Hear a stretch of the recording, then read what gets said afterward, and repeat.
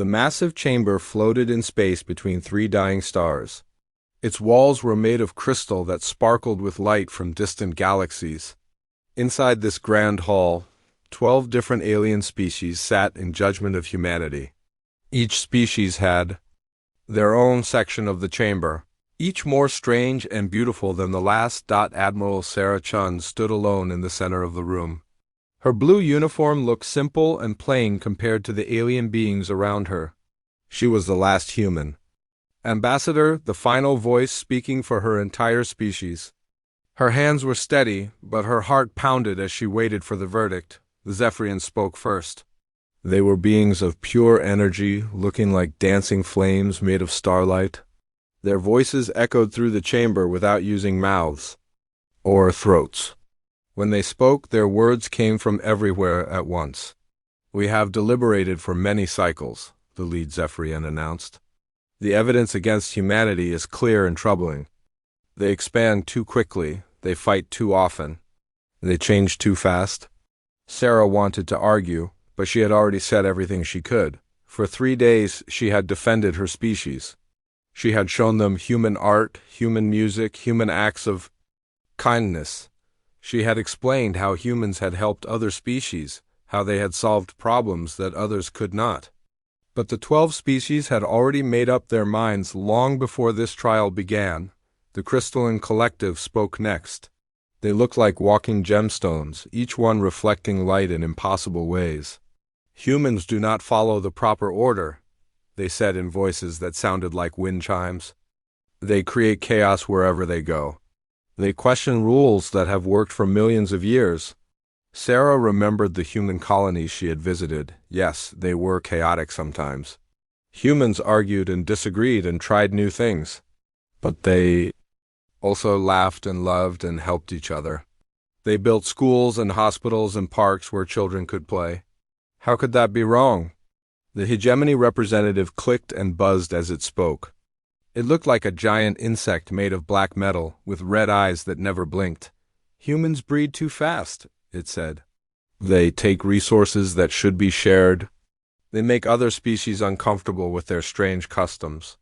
One by one, each of the 12 species spoke against humanity.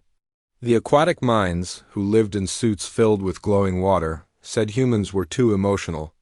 The machine collective, speaking through metal bodies with blue lights for eyes, said humans were too unpredictable. The plant empire, whose representatives looked like walking trees with golden leaves, said humans changed their environment too much. Sarah listened to each accusation. She had heard them all before, but hearing them again made her angry. Not the hot, quick anger that humans were famous for, but a cold, deep anger that would last forever. The ethereal ones, who looked like ghosts made of silver mist, spoke about human violence. They talked about the wars humans had fought, the weapons they had made, the conflicts they had been part of. They did not mention that humans had also been peacekeepers, that they had stopped wars between other species, that they had shared their medical knowledge freely. The timekeepers, ancient beings whose skin showed the movement of stars and planets, spoke about human ambition. They said humans wanted too much, too fast. They wanted to explore every star, meet every species, learn every secret the universe had to offer. The timekeepers said this hunger was dangerous. Sarah thought about her own daughter back on Earth. Little Emma was only 7 years old, but she already dreamed of being an explorer. She wanted to see alien worlds and make friends with alien children. Emma drew pictures of herself playing with young Zephyrians and teaching baby crystallines how to laugh. Would Emma ever get that chance now? The void speakers were the most frightening of all the species. They were completely black, absorbing all light that touched them. They spoke in whispers that somehow filled the entire chamber. "Humans," they sighed, "are a virus in the perfect body of our galaxy. They must be contained before they spread further." Finally, the last species spoke. The builders were massive creatures who looked like living mountains with kind, ancient eyes. Sarah had hoped they might speak for humanity. The builders were known for their wisdom and fairness, but even they had turned against her species. "We do not hate humans," the builder representative said in a voice like distant thunder. But we fear what they might become. We have seen species like them before, long ago. They burn bright and fast, and when they fall, they take others with them. It is better to stop this now, while we still can. The lead Zephyrian rose higher into the air, its energy form growing brighter.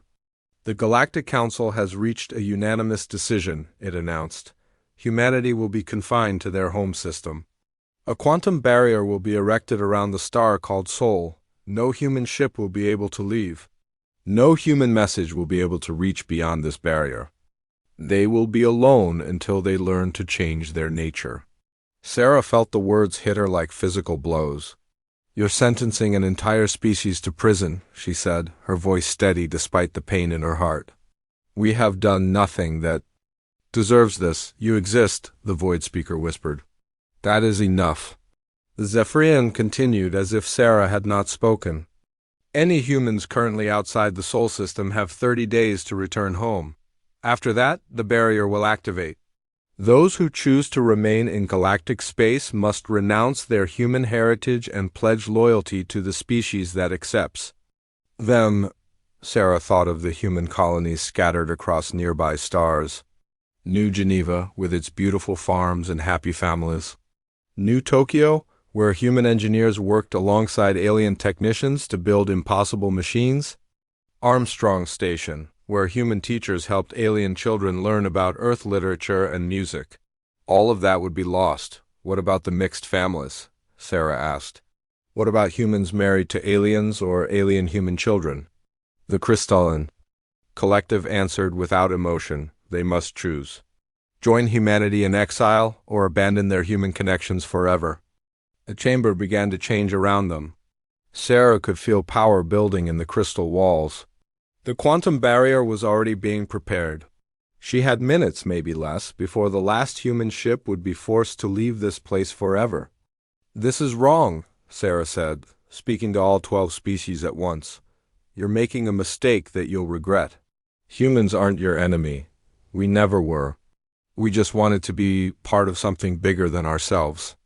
We wanted to learn and grow, and help make the galaxy better. And that, said the timekeeper, is precisely why you must be stopped. The energy in the chamber reached its peak. Sarah felt a tingling in her bones as the quantum forces began to push her away. Her ship, waiting outside, was being caught by the same force. She had no choice but to return to it. As she walked toward the chamber's exit, Sarah turned back one last time. The 12 species watched her go without expression, except for the builder. She thought she saw sadness in its ancient eyes, but it said nothing. You think you're protecting the galaxy, Sarah called out as the chamber doors began to close. But you're just protecting yourselves from change. Someday, you'll need us. Someday, you'll remember that diversity made the galaxy strong, not weak. And when that day comes, I hope we'll be better people than you are today.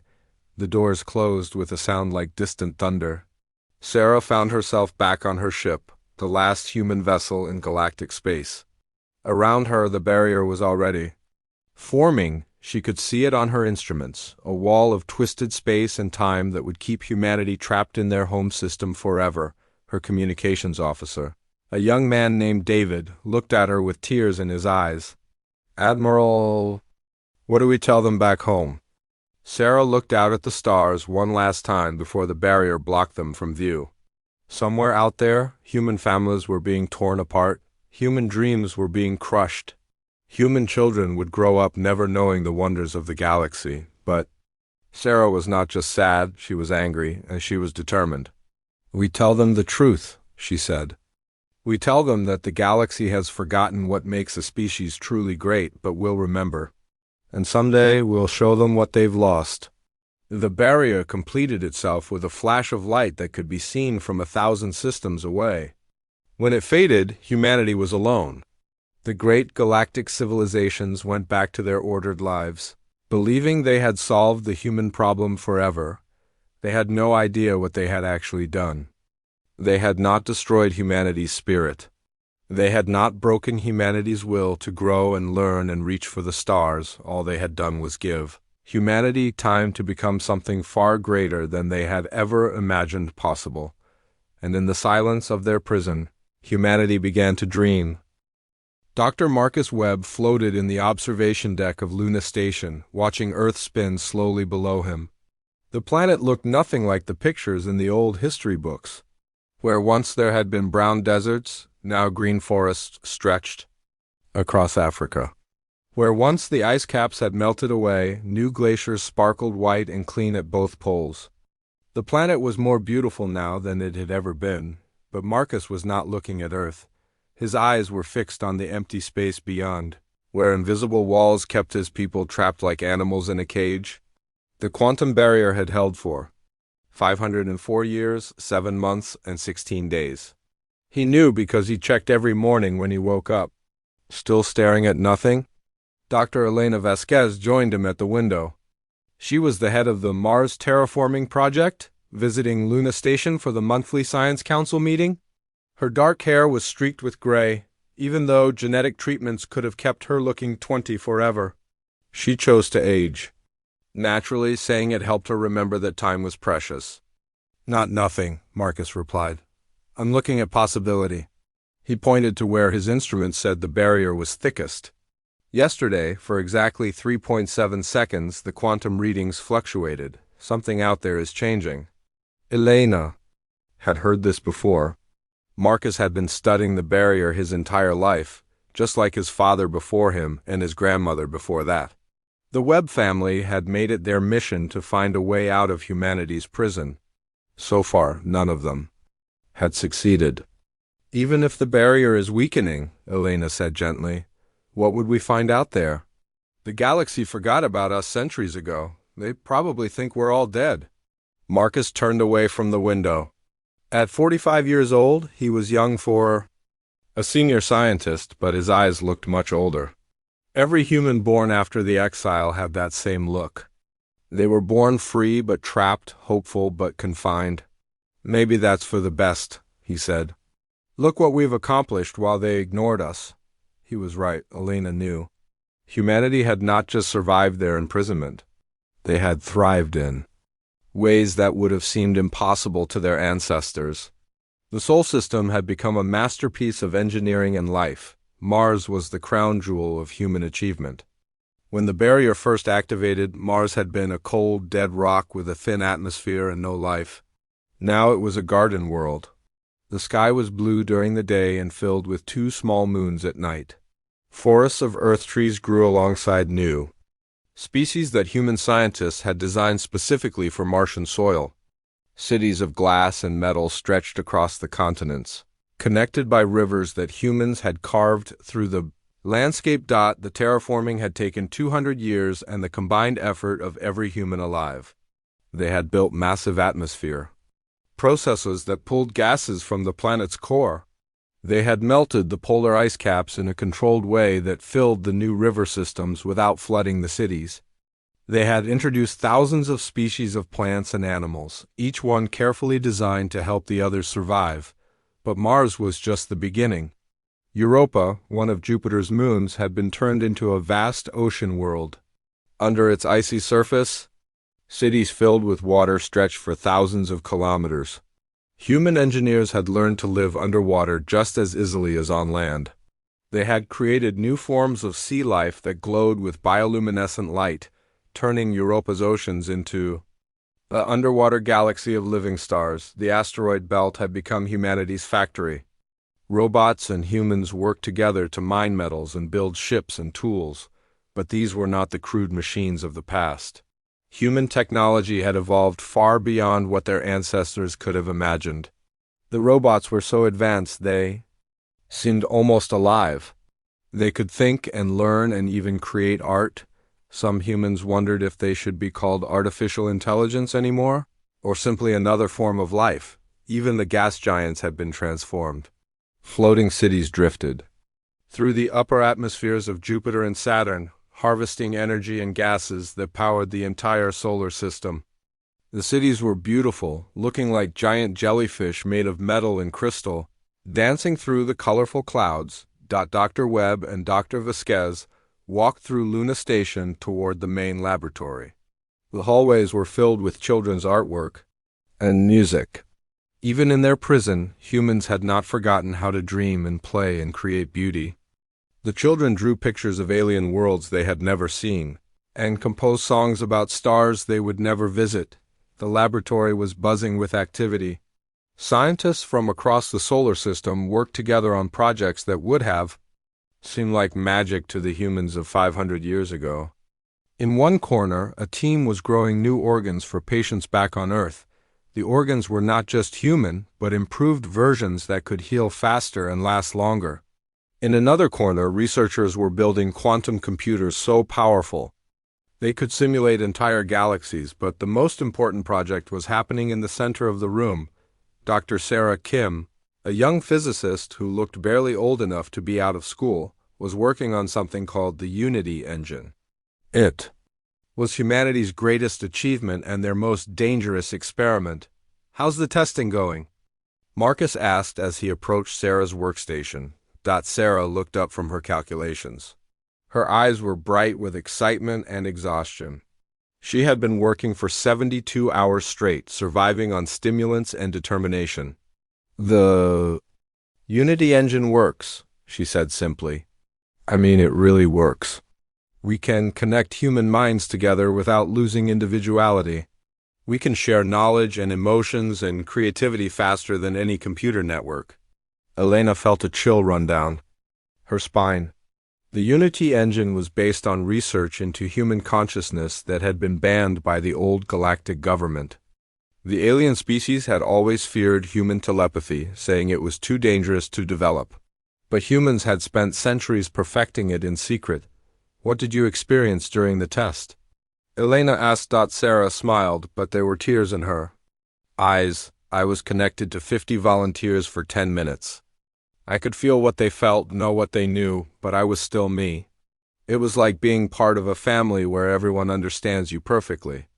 "Like being alone and together at the same time?" Marcus nodded slowly. He had been one of the volunteers. The experience had been overwhelming and beautiful and terrifying all at once. For those 10 minutes he had felt the dreams and hopes and fears of 50 other people. He had understood mathematics he had never studied and felt emotions he had never experienced. But most importantly, he had felt a connection to his species that went deeper than anything in the galaxy's history. "The implications are staggering," Marcus said. "If we can network human minds safely, we can solve problems that would take individual scientists decades to figure out. We can share experiences and knowledge across the entire species. We can become something new. Something the galaxy has never seen before," Elena added quietly. That was the real achievement of humanity's exile. Cut off from alien influence and alien technology, humans had been forced to develop their own solutions to every problem. They had not just survived, they had evolved. Not physically, but mentally and socially and technologically, human society had changed too. The exile had taught them that they could only survive by working together. The old divisions of race and nationality and religion had faded away, replaced by a shared identity as humans first and everything else second. They still argued and disagreed about things, but they always remembered that they were all in the same prison together. Children learned the history of the exile in school, but they also learned something more important. They learned that being trapped had made them free. Free to become whatever they wanted to be, without alien expectations or limitations. Free to dream impossible dreams and then figure out how to make them real. The alarm that sounded through the laboratory was not loud or frightening. It was the gentle chime that meant something important had been detected. Dr. Webb looked at his instruments and felt his heart skip a beat. "The barrier," he whispered. "It's fluctuating again." Everyone in the laboratory stopped what they were doing. They gathered around Webb's workstation and watched the readings in silence. For 37 seconds, the quantum barrier that had held them prisoner for 5 centuries grew weaker and weaker, then it stabilized again, but not at the same strength as before. It was definitely weaker than it had been that morning. "What does this mean?" Sarah asked. Marcus was already running calculations on his computer.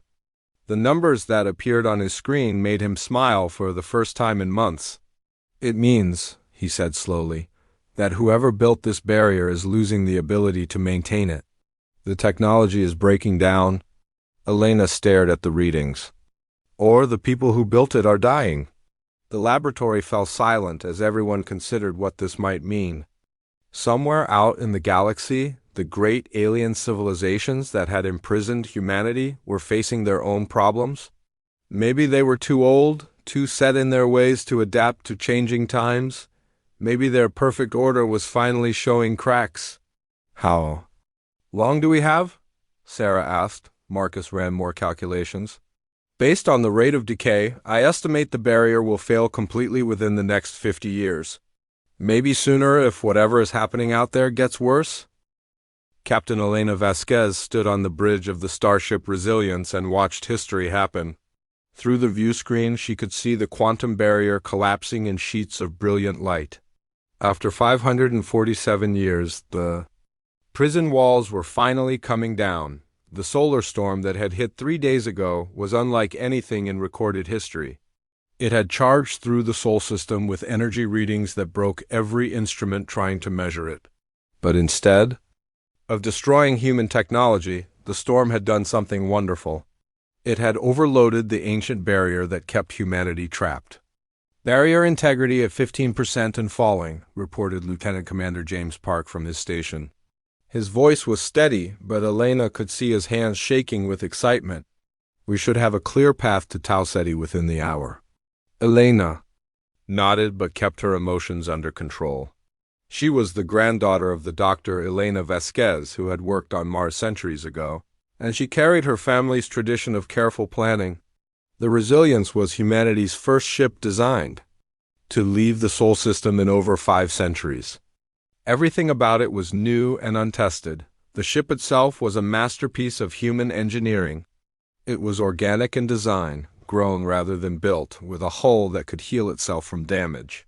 The engines used quantum manipulation that the old galactic civilizations had never imagined possible. Most importantly, it carried the Unity engine that allowed the crew to share their minds when necessary. "Captain," called Dr. Sarah Kim from the science station. She was the great-granddaughter of the scientist who had first developed the Unity engine. "I'm detecting artificial signals from the Tau Ceti system. There's definitely technology there." Elena felt her heart race.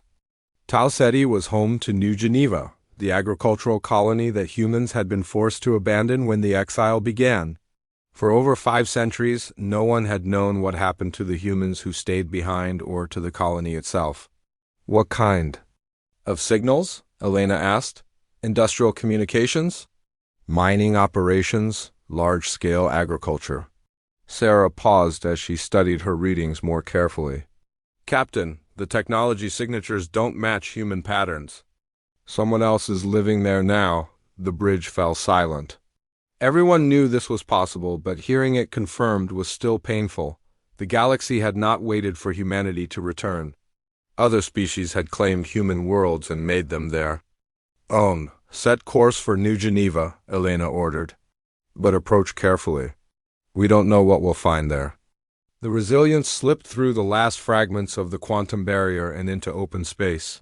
For the first time in over 5 centuries, a human ship sailed between the stars. The moment felt sacred and terrifying at the same time. The journey to Tau Ceti took 6 days with the ship's advanced engines. As they approached the system, the crew worked together to scan every planet and moon. What they found told a story that broke their hearts. New Geneva had been beautiful once. The human colonists had built their settlements in harmony with the planet's natural environment. They had grown food in vast agricultural domes and raised their children in schools that looked out on alien sunsets. It had been a place where humans and nature worked together to create something wonderful. Now it was a strip mine. "Dear God," whispered Lieutenant Sarah Martinez from the navigation station. "What did they do to it?" The planet's surface was scarred with massive excavation sites. The forests were gone, replaced by metal processing plants that belched smoke into the atmosphere. The beautiful blue rivers had been diverted to cool industrial machinery. Even from space, they could see that New Geneva was dying. I'm detecting life signs, reported Dr. Kim, but they're not human. The biosignatures match the hegemony species from our historical records. Elena remembered the hegemony from the trial records her grandmother had preserved. They were the insect-like aliens who had spoken against humanity during the exile proceedings. They had called humans wasteful and said humans took too many resources. Any sign of human descendants? Elena asked, though she was afraid of the answer. I'm scanning for human DNA markers, Sarah replied. She worked for several minutes before. Looking up with tears in her eyes, Captain, I'm finding human genetic material, but it's old. Very old. I don't think there are any living humans down there. The crew spent hours scanning the planet's surface and studying the historical data they could gather from abandoned databases. The story they pieced together was worse than anything they had imagined. The humans who stayed behind after the exile had tried to maintain their colony. For almost a century, they had survived and even thrived on New Geneva. They had continued to farm and build and raise families. They had hoped that someday the barrier would come down and they could rejoin the rest of humanity, but the hegemony had other plans. They had arrived 50 years after the exile, claiming New Geneva under galactic salvage laws. The human colonists had tried to resist, but they were cut off from help and outnumbered. The records showed that the last humans on New Geneva had died in work camps 300 years ago. They were slaves, Elena said quietly as she read the translated records. The hegemony kept them alive just long enough to strip their planet bare, then work them to death. The anger that filled the bridge was unlike anything Elena had ever experienced. It was not the hot rage that burned out quickly, but the cold fury that would last forever. These aliens had not just taken a human world. They had destroyed an entire branch of the human family tree. Captain, Lieutenant Park called out suddenly. We have company. 3 ships approaching from the outer system. The ships that appeared on their screens were unmistakably hegemony vessels. They looked like flying insects made of black metal with weapon ports that glowed red like angry eyes. They were larger than the Resilience, but appeared to be older. Technology. They're hailing us, reported the communications officer. Put them through. Elena ordered. The face that appeared on the main screen was exactly what Elena expected from the historical records. The hegemony commander looked like a giant praying mantis covered in dark metal plates. Its red compound. Eyes showed no emotion as it spoke. Unknown vessel, you are trespassing in hegemony space? Identify yourself and state your business. Elena stood up slowly. She wanted this moment to be remembered correctly. This is Captain Elena Vasquez of the human starship Resilience. We are investigating the fate of our people who lived on the planet you call New Geneva. The alien's antennae twitched with what might have been surprise. Impossible. The human species was declared extinct over 3 centuries ago. You must be some kind of imitation or deception. We are very much alive, Elena replied calmly. And we have come to learn what happened to our colony.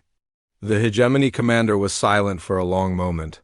Elena could see it communicating with the other ships through clicking sounds that the universal translator couldn't interpret. When it spoke again, its tone had changed from surprise to something that sounded like fear. If you are truly human, then you have violated the exile decree. You should not exist. You certainly should not be here. The exile decree died with the barrier that enforced it, Elena said. We are free to go wherever we choose. That cannot be allowed, the hegemony commander clicked rapidly. The humans were exiled for good reason. If you have survived, you represent a threat to galactic stability. We will correct this oversight. The screen went dark as the alien ships moved into attack formation. Elena was not surprised. She had expected this moment and prepared for it. All hands, prepare for combat, she announced through the ship's communication system. Remember what we're fighting for. The hegemony ships opened fire first, sending waves of energy weapons toward the Resilience. But humanity had spent 5 centuries developing new technology, while the hegemony had remained exactly the same. The human ship's organic hull absorbed the energy attacks and converted them into power for its own systems. Elena activated the Unity engine, linking her mind with her entire crew. In an instant, she could feel their thoughts and emotions and expertise. The helmsman's knowledge of space navigation became her own. The weapons officer's understanding of combat tactics flowed through her consciousness. The engineer's awareness of every system on the ship merged with her command experience. The Resilience moved like a living thing, dodging and weaving through the enemy fire with grace that no ordinary ship could match. Its weapons were not the crude energy cannons of the past, but focused quantum disruptors that could tear apart matter at the atomic level. The first hegemony ship simply ceased to exist, its atoms scattered across space. The second ship tried to retreat, but the Resilience was faster. The third ship managed to send a distress signal before it too was destroyed. The battle lasted less than 10 minutes. When it was over, Elena deactivated the Unity engine and felt herself become an individual again. The experience was always jarring, like going from being part of a symphony to being a single instrument. "Captain," Dr. Kim called out from her station. That distress signal reached at least 12 star systems. The entire galaxy is going to know that humans have returned. Elena looked out at the ruined planet below and thought about the colonists who had died there. She thought about the lies the hegemony had told, calling humans wasteful while they stripped entire worlds bare. Commander Jackson Torres watched the green planet grow larger on his ship's viewscreen. Kepler 442 looked peaceful from space, with blue oceans and white clouds swirling around continents covered in forests. But Jackson knew that appearances could be deceiving. Intelligence reports said this world was home to slaves. Just like New Geneva had been, the human fleet had grown since Captain Vasquez's first mission 6 months ago. 27 ships now spread across the galaxy, searching for lost human colonies and learning the truth about what had happened during the exile. What they found made them angrier with each discovery. Every human world had been stripped bare. Every human colony had been enslaved, worked to death, or simply wiped out. The galaxy had not just forgotten humanity existed. They had actively erased every trace of human civilization they could find. But Jackson's mission to Kepler 442 was different. This world had never been a human colony. The intelligence came from refugees who had escaped other systems, aliens, who were tired of living under the boot of the galactic powers. They had whispered stories about a plant-like species called the Verdani, who had been enslaved for over 1,000 years. "Commander," called Lieutenant Maria Santos from the communications station, "I'm receiving a transmission from the planet's surface. It's unusual." "How unusual?" Jackson asked. "The signal isn't electronic, sir. It appears to be biochemical. Like the plants themselves are trying to communicate with us." Jackson had read the files on the Verdani. They were one of the most ancient species in the galaxy, older even than the Zephyrians who led the Galactic Council. They had once been free, living in harmony with their forest worlds and sharing their knowledge of biological sciences with anyone who asked. Then the Council had decided that their biotechnology was too dangerous for a single species to control. The Verdani had been enslaved and forced to terraform worlds for their masters. Their forests had been cut down and replanted according to Council specifications. Their children had been taken away and trained to be obedient workers.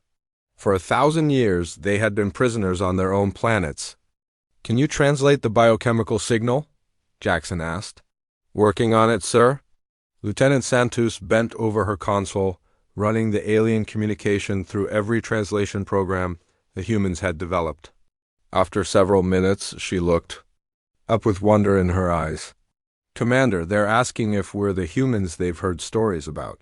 They want to know if we're really free." Jackson felt his heart skip a beat. Word of humanity's return was spreading faster than the human ships could travel. Stories were being told in whispers across the galaxy, tales of the exiled species that had somehow broken free of their prison and returned to challenge the established order. "Tell them yes," Jackson ordered. Tell them we are free, and we've come to help them be free too. The response came back within minutes, still in the form of biochemical signals that registered as excitement and hope on the human translation equipment. The Verdani wanted to meet with the humans, but they were afraid. Their overseers, members of the Crystalline Collective, monitored all traditional communications. The only way to meet safely was in the deep forests where electronic surveillance couldn't penetrate the thick canopy of leaves. Jackson took a small shuttle down to the planet's surface, accompanied by Dr. Rachel Kim and a team of bioengineers. They landed in a clearing surrounded by trees that were unlike anything in human experience.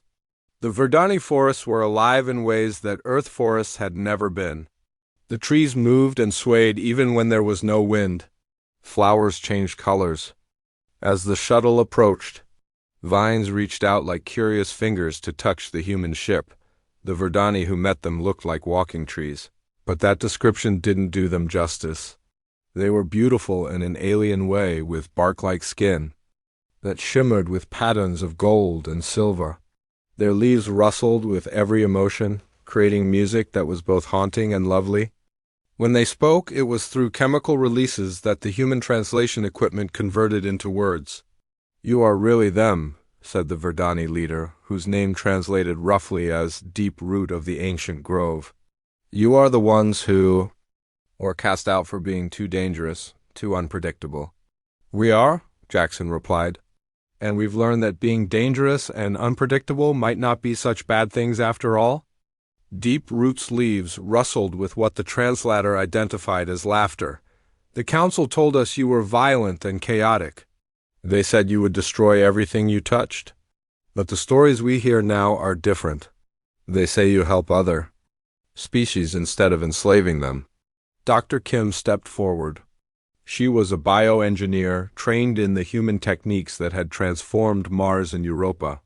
"We've learned to work with living systems instead of controlling them. We'd like to share that knowledge with you." What followed was unlike any diplomatic meeting in galactic history. The humans and Verdani didn't just talk, they shared. The Verdani showed the humans how they communicated through chemical signals, how they could make plants grow faster by singing to them, how they could heal damaged ecosystems by understanding the deep connections between all living things. In return, the humans shared their own bioengineering techniques. They showed the Verdani how genetic modification could be used to help species adapt rather than control them. They demonstrated medical treatments that worked with a patient's natural biology instead of fighting against it. Most importantly, they shared the Unity engine technology, allowing the Verdani to link their consciousness with willing humans for the first time in their species' history. The connection was incredible. For brief moments, Jackson could feel what it was like to be rooted in soil, to drink sunlight through leaves, to sense the chemical conversations of an entire forest. The Verdani, in turn, experienced human emotions and thoughts, the drive to explore and create and protect that defined humanity. "This is what the Council feared," Deep Root said after the connection ended. "Not your violence, but your willingness to share." They built their power on keeping species separate and suspicious of each other. "But you want to bring us together?" Over the following days, the humans and Verdani worked together to plan something that hadn't happened in over 1,000 years. They were going to free an entire world. The Crystalline Collective had 12 overseers on Kepler 442, each one responsible for monitoring a different section of the planet's forests. They lived in floating crystal cities that hovered above the tree canopy, using energy weapons to keep the Verdani in line. The overseers believed themselves safe in their aerial fortresses, protected by shields that could stop any conventional attack, but the human assault wasn't conventional. Working with the Verdani, the bioengineers created new forms of plant life that could grow at incredible speeds. Vines that could conduct electricity, trees that could release chemical clouds that interfered with crystalline technology, flowers that could emit electromagnetic pulses that disrupted alien computers. The attack came at dawn, when the twin suns of Kepler 442 painted the sky in shades of orange and gold. The forests below the crystal cities suddenly exploded with growth. Vines shot upward like organic missiles, wrapping around the floating fortresses and pulling them down toward the canopy. Trees grew so fast that their branches punched through energy shields as if they were made of paper. The crystalline collective overseers tried to fight back with their energy weapons, but the forest itself had become their enemy. Every beam they fired was absorbed by specially modified bark and converted into energy that made the plants grow even faster. Every crystalline structure they deployed was corroded by chemical clouds that the trees released like breath. Within 6 hours, 12 crystal cities had been pulled down into the forest canopy. The overseers found themselves trapped in cages made of living wood, unable to escape but unharmed. The Verdani had been enslaved for 1,000 years, but they chose mercy over revenge. "What will you do with them?"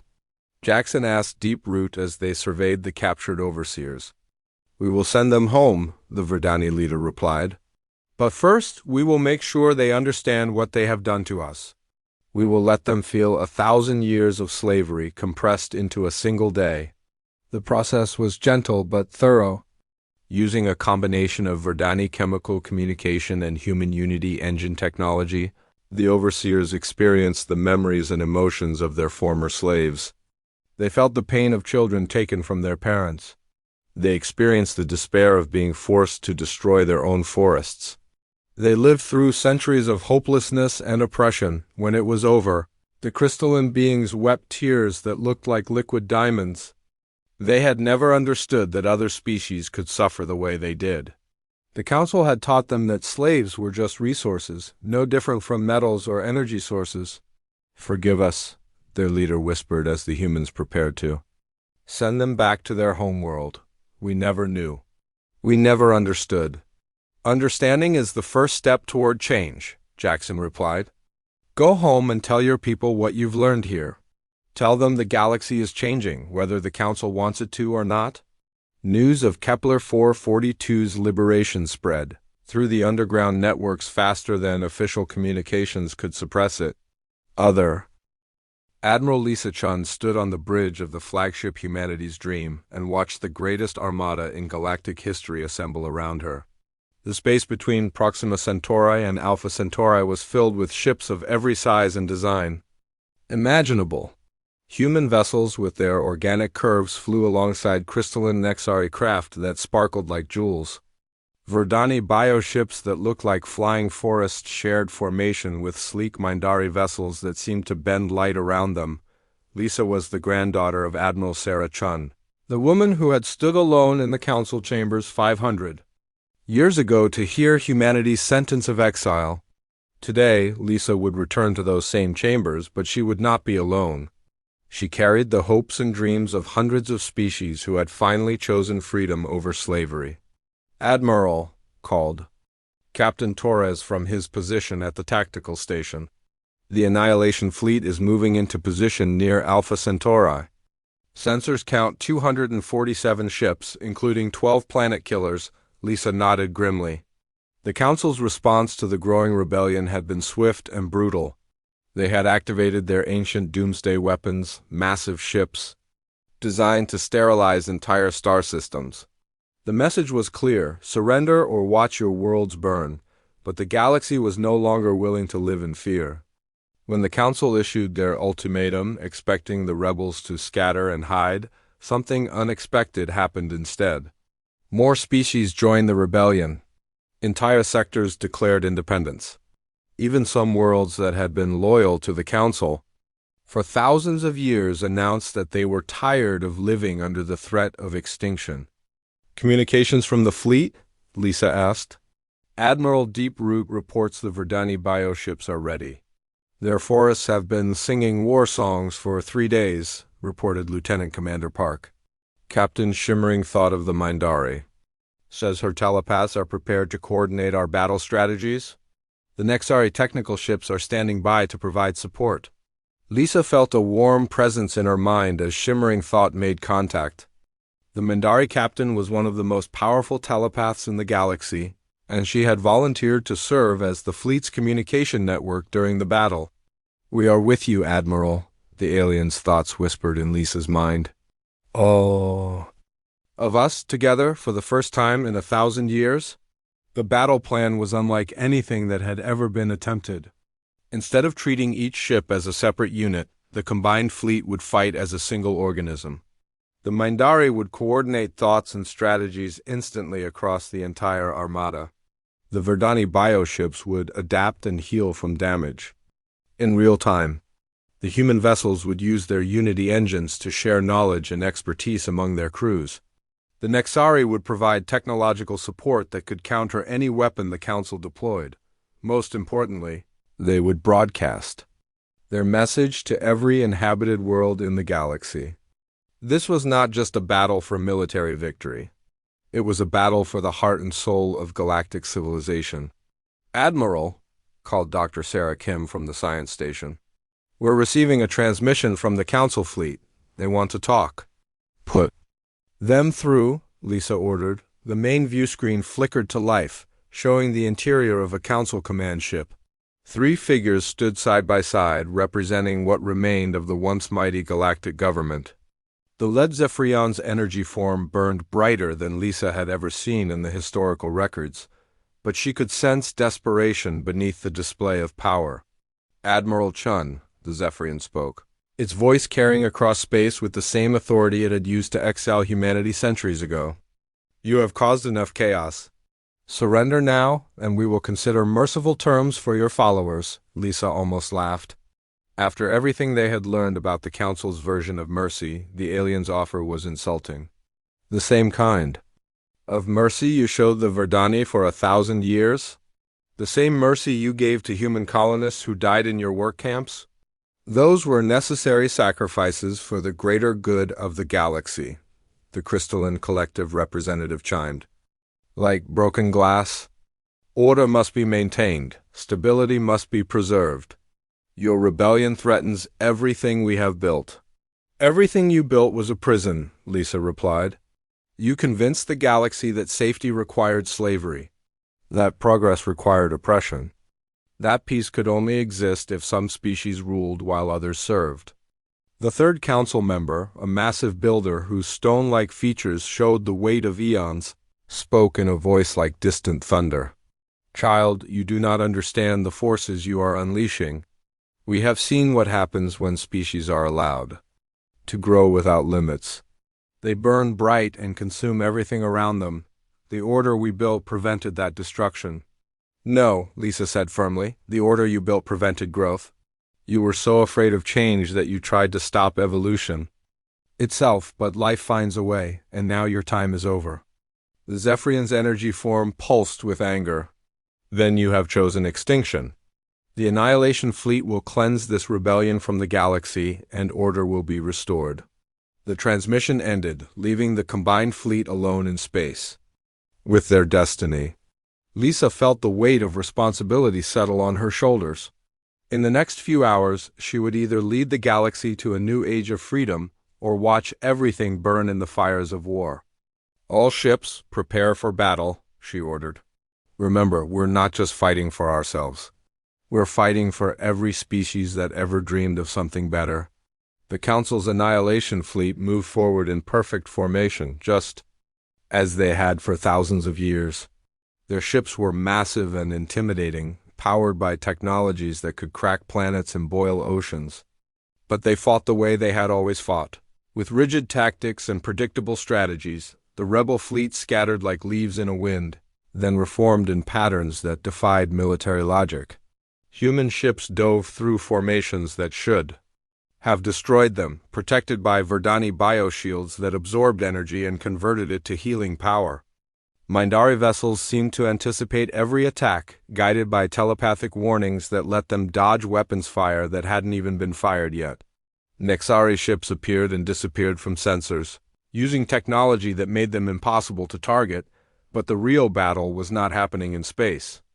It was happening on every inhabited world in the galaxy, where billions of beings watched the combat unfold through hijacked communication networks. The rebels had turned the battle itself into a broadcast, showing the galaxy what was possible. When species worked together instead of against each other, Lisa activated her ship's Unity engine.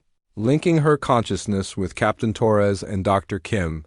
Together, they guided the humanity's dream through combat maneuvers that should have been impossible. The ship moved like a living thing, dodging planet-killer beams by microseconds and striking back with weapons that seemed to think for themselves around them. The rest of the fleet fought with the same impossible coordination. When a Verdani bioship was damaged, Nexari repair drones swarmed over it like mechanical insects, fixing the damage faster than it could accumulate.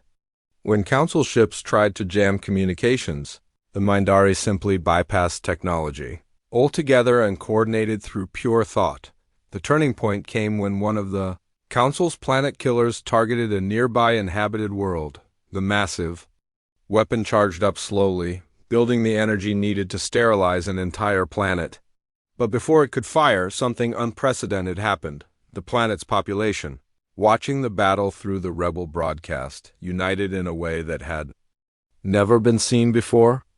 Every species on the world, from the dominant aquatic mines to the smallest insect-like creatures, joined together in a single telepathic scream that, shimmering thought amplified and redirected. The psychic wave hit the planet killer like a tsunami of pure emotion and thought. The ship's crew, isolated in their metal fortress for so long that they had forgotten what it felt like to connect with other beings, was overwhelmed by the sudden contact with millions of minds. They felt the fear of parents worried about their children. They experienced the hope of young beings dreaming of a better future. They shared the determination of workers who wanted to choose their own destiny. One by one, the crew of the planet killer laid down their weapons and surrendered. Then another ship's crew did the same. Then another. "Admiral," Captain Torres called out in amazement, "the entire Council fleet is standing down. They're surrendering." But Lisa was not watching the military victory. She was watching something far more important happening on the communication screens. Across the galaxy, world after world was declaring independence from the Council. Species that had been enemies for millennia were calling for peace talks. Governments that had ruled through fear were being replaced by leaders who promised cooperation. And freedom. The galaxy was not just changing. It was being reborn. The Zephian leader appeared on screen one final time. Its energy form was dim now, flickering like a candle in the wind. "What have you done?" it whispered.